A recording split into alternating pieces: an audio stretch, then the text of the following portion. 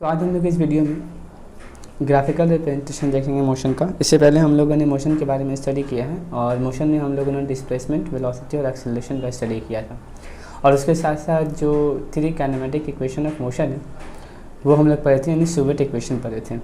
और जो भी हम लोग क्लास 9 में हम लोग का सिलेबस है वो है मोशन इन स्ट्रेट लाइन। इसलिए हम लोग जो भी बॉडी का ग्राफ के बारे में पढ़ेंगे वो स्ट्रेट लाइन मोशन के बारे में पढ़ेंगे, मतलब लीनियर मोशन के बारे में पढ़ेंगे। तो आइए हम लोग देखते हैं कि ग्राफिकल रिप्रेजेंट कैसे करते हैं लीनियर मोशन का। पहले तो आप एक बात समझ लें कि यहाँ पर बॉडी मूव कर रहा है और उसके मोशन को देखकर हम लोग मोशन को देखकर हम लोग ग्राफ प्लॉट करते हैं। तो आप मोशन की कंडीशन को याद रखेंगे और फिर ग्राफ को याद रखेंगे। उससे पहले यहाँ पर अगर वेरिएबल्स की बात करें तो आपको टोटल 2 तरह के वेरिएबल्स आपको ग्राफिकल रिप्रेजेंटेशन ऑफ मोशन में दिखेंगे, एक डिपेंडेंट वेरिएबल और दूसरा इंडिपेंडेंट वेरिएबल। वैसा वेरिएबल जो किसी दूसरे फिजिकल क्वांटिटी पर डिपेंड ना करता हो उसे इंडिपेंडेंट वेरिएबल कहते हैं, और ऑन द अदर हैंड वैसा फिजिकल क्वांटिटी जो दूसरे पर डिपेंड करता हो उसे डिपेंडेंट वेरिएबल कहते हैं। इंडिपेंडेंट वेरिएबल को हमेशा हम लोग एक्स एक्सिस के ऊपर प्लॉट करते हैं और डिपेंडेंट वेरिएबल को हमेशा वाई एक्सिस से प्लॉट करते हैं। तो यहाँ पर हमारे पास जो वेरिएबल्स हैं वो टाइम है, डिस्प्लेसमेंट है और डिस्टेंस कह सकते हैं, वेलोसिटी है और स्पीड कह सकते हैं, और एक्सीलरेशन है। हमारे सिलेबस में हमको जो पढ़ना है वो डिस्प्लेसमेंट टाइम ग्राफ और you can say speed time distance time graph और वेलोसिटी टाइम ग्राफ और स्पीड टाइम ग्राफ पढ़ना है। तो चूँकि टाइम जो है वो एक इंडिपेंडेंट फिजिकल क्वांटिटी है, इसलिए हम लोग जब भी ग्राफ प्लॉट करेंगे टाइम को हमेशा एक्स एक्सिस के ऊपर प्लॉट करेंगे और corresponding displacement, corresponding velocity and corresponding acceleration को वाई एक्सिस से प्लॉट करेंगे। तो इससे कॉन्टिन्यूएशन में सबसे पहला जो हम लोग ग्राफ पढ़ेंगे उसका नाम है displacement time graph. Displacement time graph, तो डिस्प्लेसमेंट टाइम ग्राफ में डिस्प्लेसमेंट को हम लोग वाई एक्सिस पर और डिस्टेंस को एक्स एक्सिस के ऊपर, डिस्प्लेसमेंट को वाई एक्सिस पर एंड टाइम को एक्स एक्सिस पर प्लॉट करेंगे। और यहाँ अलग अलग बॉडी का हम लोग ग्राफ प्लॉट करके देखेंगे। सबसे पहला बॉडी जो हमारे पास यहाँ पर है वो सबसे पहले जो हम लोग ग्राफ यहाँ पढ़ेंगे वो पढ़ेंगे डिस्प्लेसमेंट टाइम ग्राफ, और उसमें पढ़ेंगे जब बॉडी रेस्ट में होगा फॉर अ स्टेशनरी ऑब्जेक्ट, जब कोई ऑब्जेक्ट रुका होगा। तो जब भी कोई ऑब्जेक्ट स्टेशनरी होगा, रुका होगा, तो डिस्प्लेसमेंट टाइम ग्राफ जो होगा उसका वो एक स्ट्रेट लाइन होगा, straight line parallel to time axis. When a particle is at rest, the position time graph or displacement time graph is a straight line parallel to time axis और x axis। यहाँ पर ये आपको line दिख रहा है, ये line जो है ये पैरेलल है टाइम एक्सिस के, ये लाइन जो है यही पैरेलल है टाइम एक्सिस के, ये लाइन जो है यही पैरेलल है टाइम एक्सिस के, ये लाइन जो है यही पैरेलल है टाइम एक्सिस के। तो आप ये ज़रूरी नहीं है कि एक लाइन तो इसके एक्स एक्सिस के ऊपर ही हो सकता है, ये भी एक पैरेलल लाइन है टाइम एक्सिस के, ये भी पैरेलल लाइन है टाइम एक्सिस के, ये भी पैरेलल लाइन है, यही पैरेलल लाइन है, यही पैरेलल लाइन है। अब डिपेंड ये करता है कि पार्टिकल जो था जब टाइम ऑफ ऑब्जर्वेशन स्टार्ट हुआ तो पार्टिकल कोई डिस्प्लेसमेंट कवर किए हुआ था कि नहीं। पहला जो आप लाइन है जो एकदम ओरिजिन से पास कर रहा है, ये लाइन ये शो कर रहा है कि जब टाइम काउंट स्टार्ट किया गया था, ऑब्जर्वेशन स्टार्ट किया गया था, तो पार्टिकल ने कोई भी डिस्प्लेसमेंट कवर नहीं किया था।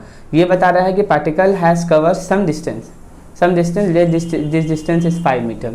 तो जब टाइम को काउंट करना ऑब्जर्वेशन स्टार्ट किया गया तो पार्टिकल डिस्प्लेसमेंट कर चुका था 5 मीटर, बट उसके बाद पार्टिकल रुका हुआ था। ये दिखा रहा है कि पार्टिकल 5 मीटर डिस्प्लेसमेंट कवर किया था, बट उसके बाद टाइम के पास पैसेज के साथ साथ उसके अंदर कोई भी डिस्प्लेसमेंट कवर नहीं हुआ था, तो particle is at rest.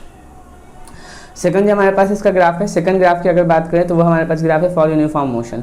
Uniform motion के लिए अगर आपके पास यूनिफॉर्म मोशन मतलब आप डिस्प्लेसमेंट टाइम ग्राफ ड्रा कर दो for uniform motion, the object is moving with uniform speed और covers equal distances equal interval of time. तो इसको हम लोग ऐसे बोल सकते हैं कि पार्टिकल जो यूनिफॉर्म वेलोसिटी से मूव कर रहा है या फिर यूनिफॉर्म मोशन से मूव कर रहा है, बोथ आर करेक्ट। आप जो चाहें वो बोल सकते हैं, दोनों ही करेक्ट है अपने आप में।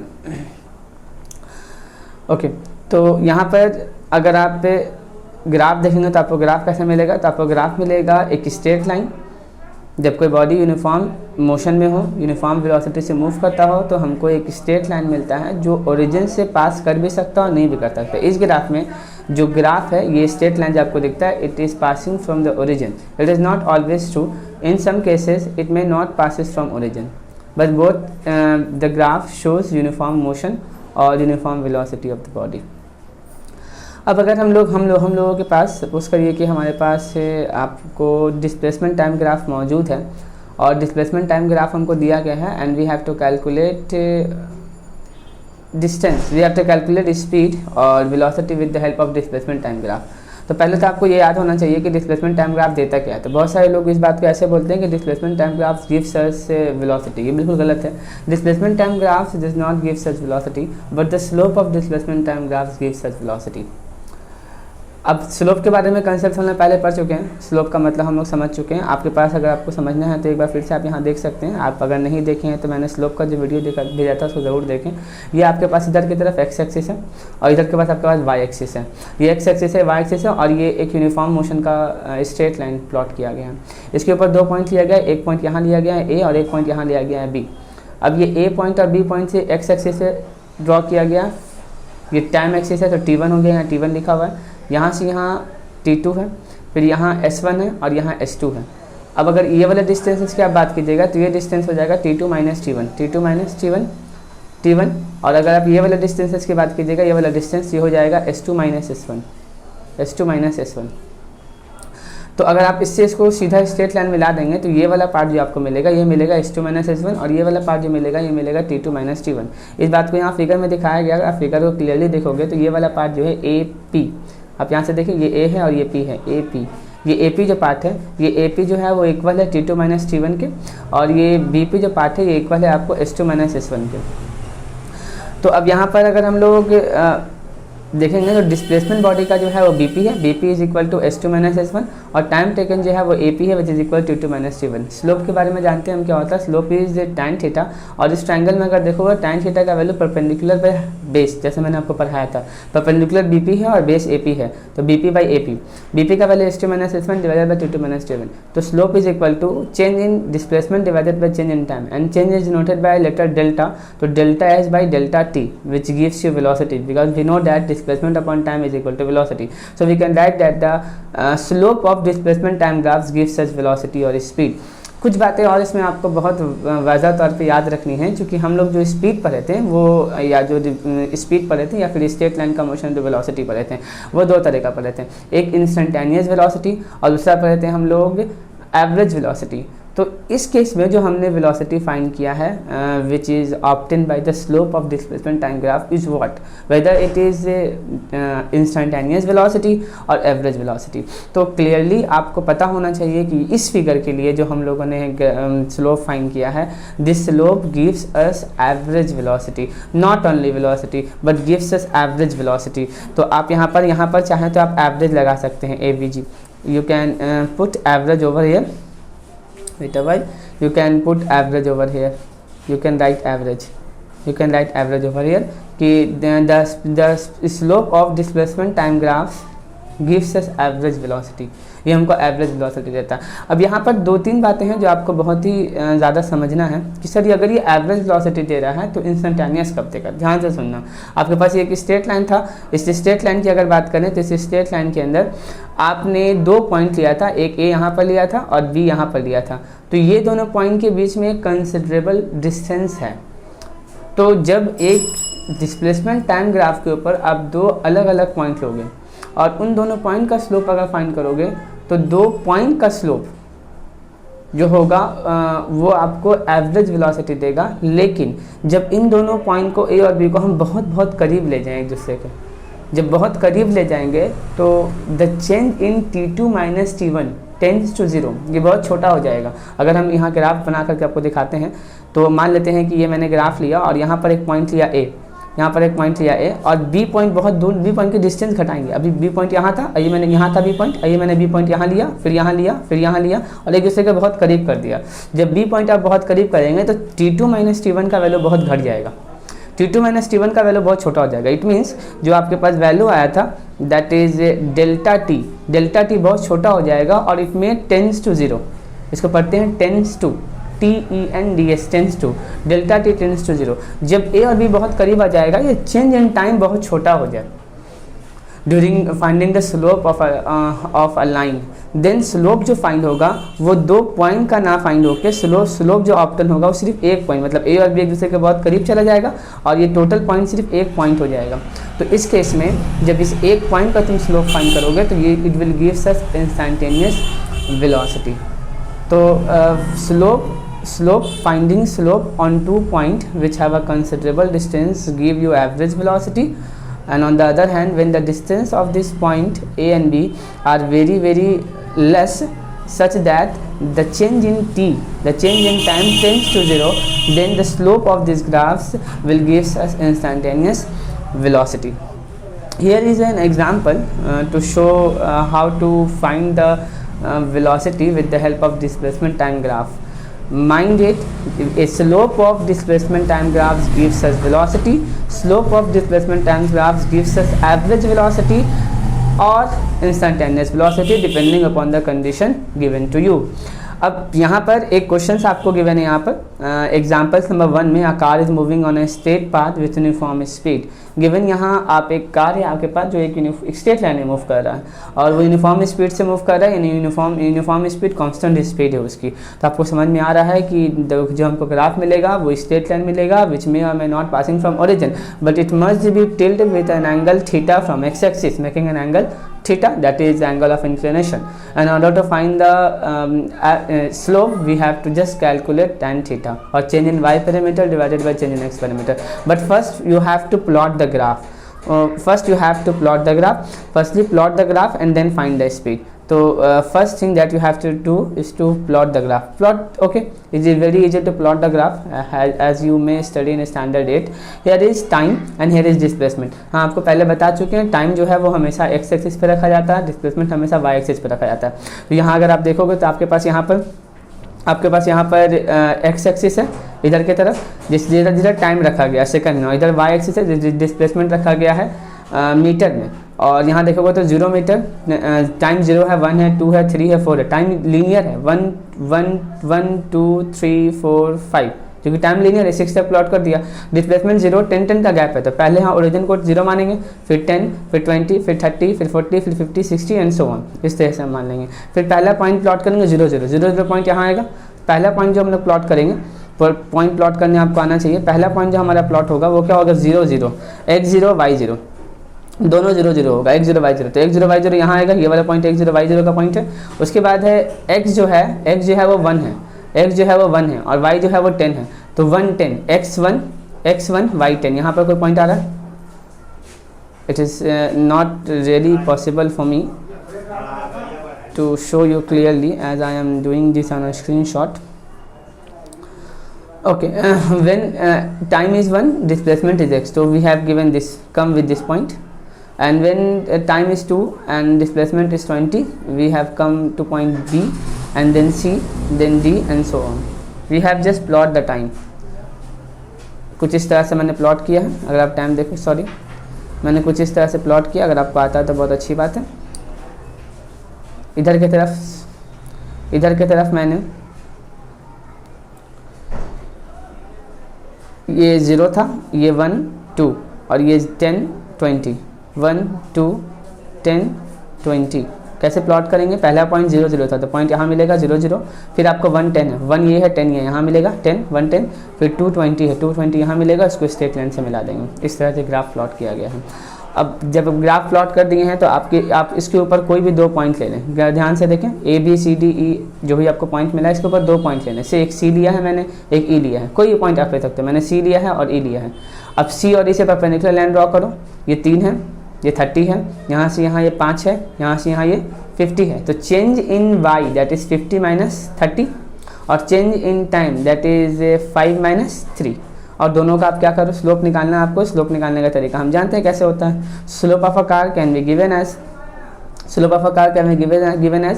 ऑफ a straight line, मतलब velocity of car is given by slope of a straight line which is equal to tan theta.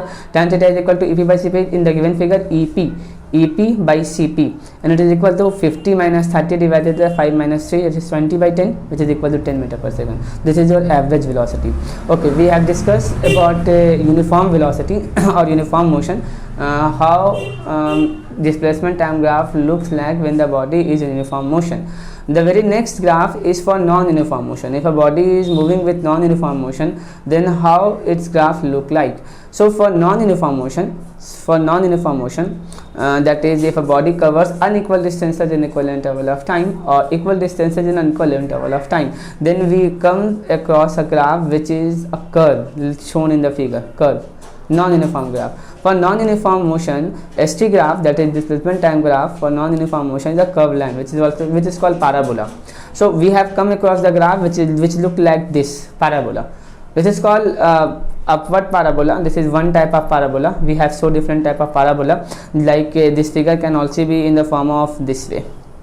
These all are correct.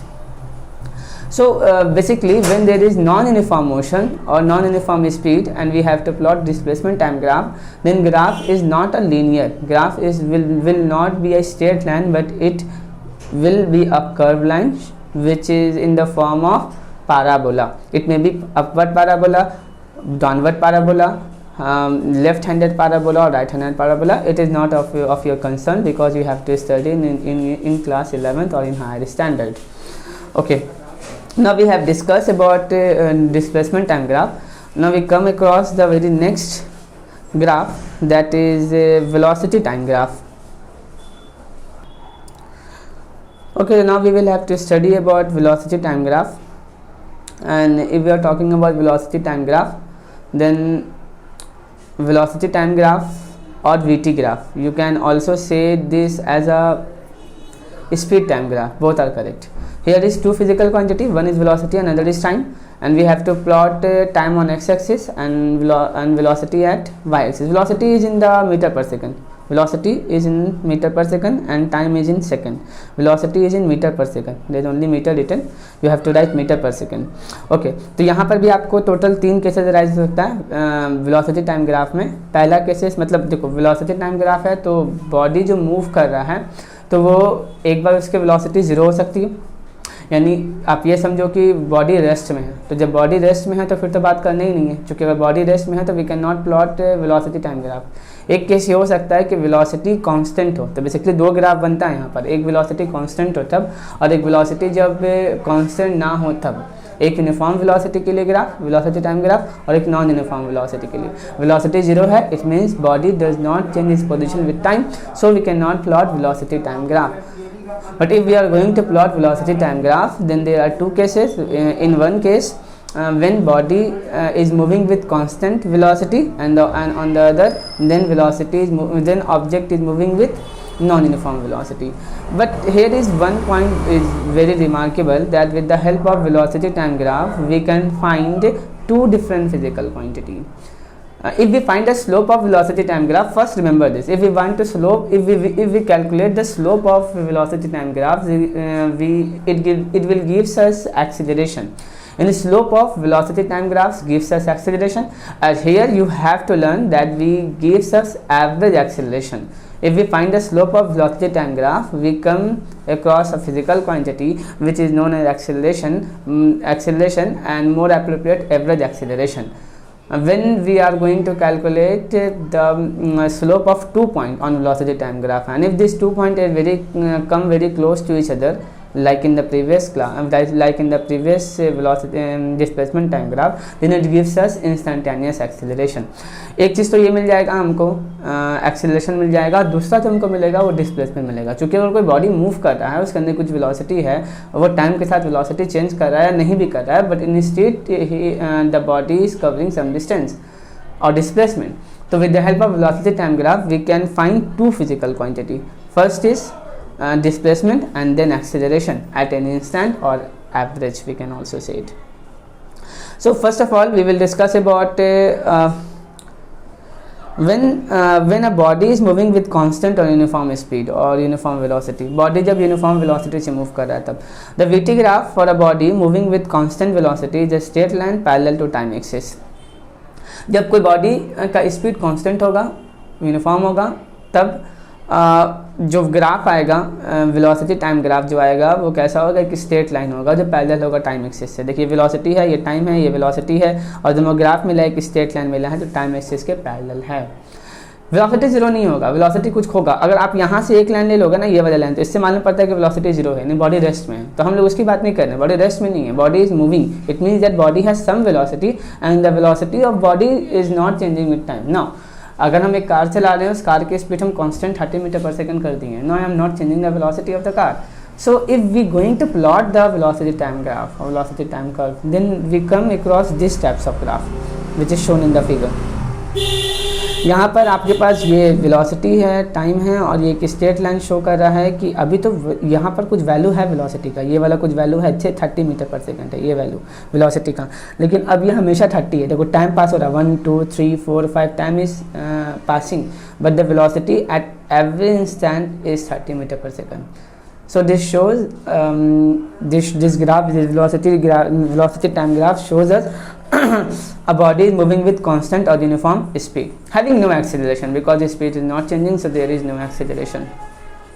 Okay अब अगर हम ये एक चीज़ तो मान पर ये आंखों की एक्सेलरेशन तो नहीं है, जीरो एक्सेलरेशन से मूव कर रहा है, बट सपोज करो कि यही बॉडी जो है वो से 5 मीटर तक, यहाँ पे 5 टाइम है 5 second, t is equal to 5 second, ये बॉडी 5 सेकंड तक चला, तो आपसे पूछा जाएगा कि बताइए 5 सेकंड तक चलने के बाद ये डिस्टेंस कितना कवर किया। ऑब्वियस सी बात है डिस्टेंस को कवर कर रहा है ये, तो डिस्टेंस कितना कवर किया, तो डिस्टेंस कवर निकालने के लिए हम लोग क्या करेंगे, हम लोग डिस्टेंस निकालने के लिए जितना एरिया ये ग्राफ टाइम एक्सिस के साथ गिवन टाइम में इनक्लोज करेगा, उसको उस एरिया को अगर कैलकुलेट कर लें तो we will come across displacement cover by the body.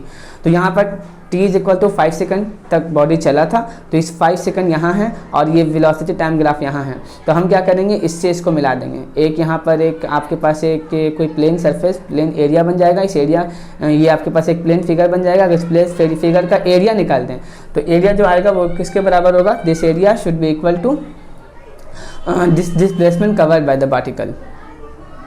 As we know that displacement is equal to velocity into time, or here we have velocity and here is time, this is time. So if we multiply this velocity with time, we came across displacement covered by the body, and which can be given by this area. So the area enclosed between the velocity time curve and the time axis give the displacement traveled by the body.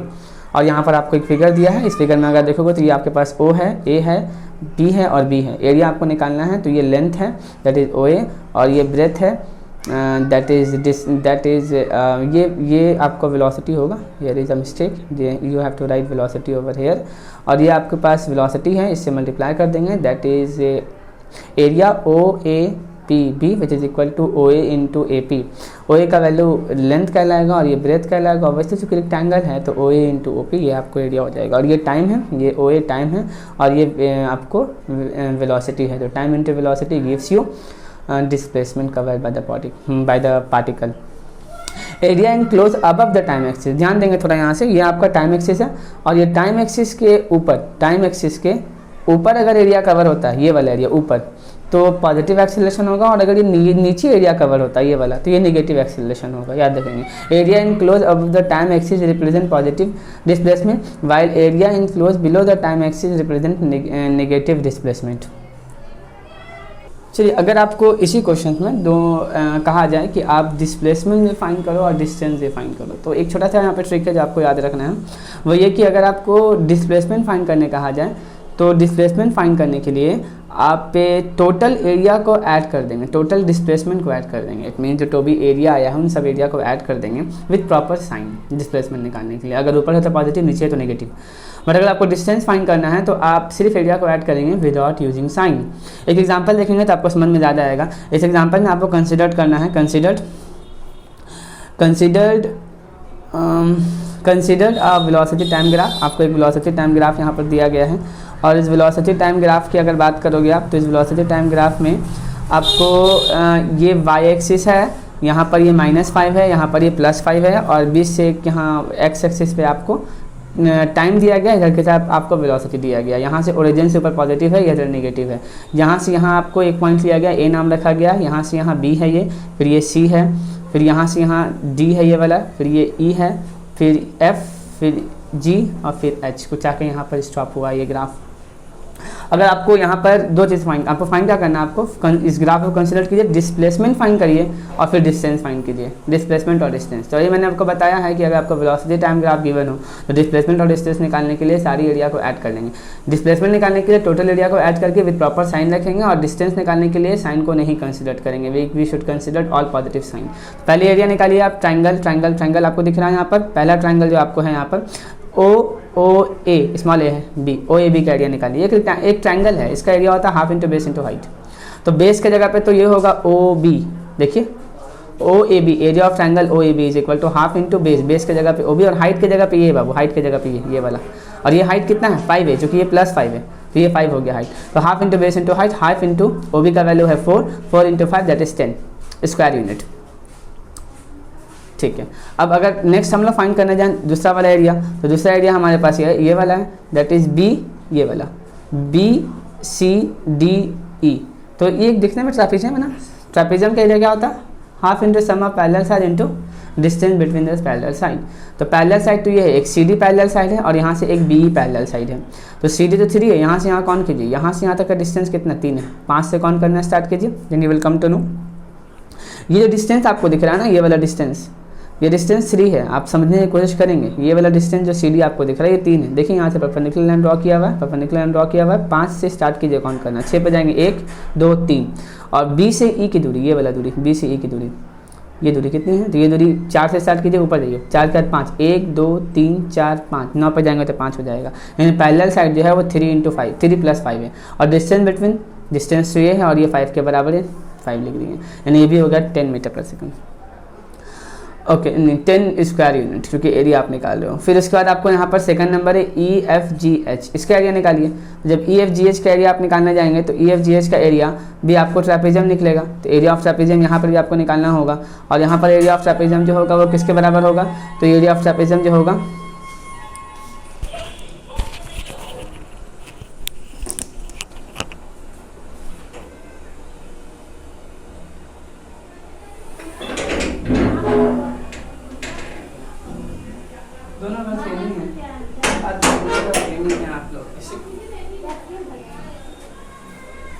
आदमी मतलब ऐसे disturb fail हो जाती है, disturb कर देते हैं।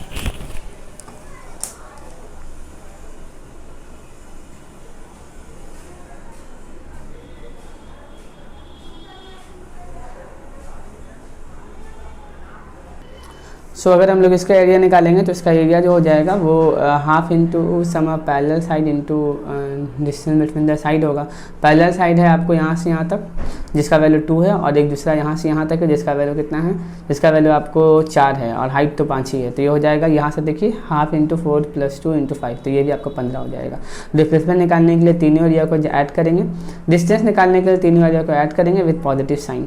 जैसे पहले एरिया आपको हो गया 10 + 10 + 15, इट शुड गिव यू 35, और जब डिस्प्लेसमेंट निकालना होगा तो नीचे वाला जो होगा वो नेगेटिव होगा और ऊपर वाला पॉजिटिव होगा, तो +10 -10 क्योंकि ये नीचे वाला था, और +15 यानी 15 मीटर।